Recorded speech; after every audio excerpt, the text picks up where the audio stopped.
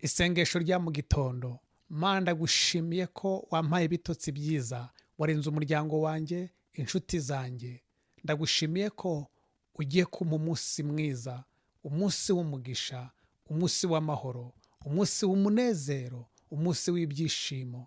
Ndagushimiye ko nza guhura n'abantu b'inshuti nziza, nza guhura n'abantu b'umugisha wanjye, nza guhura n'abantu b'agaciro kuri njyewe. Ndagushimiye ko nza guhura n'abakunda ubugingo bwanjye ndetse n'abakunda ubuzima bwanjye.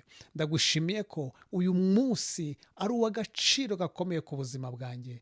Ndabizi ntabwo untererana, ntabwo uri bunsige njyenyine. Ndagushimiye ko ndi buhahe nkaronka. Ndagushimiye ko imirimo y'amaboko yanjye uri buyihe ibyo nifuza.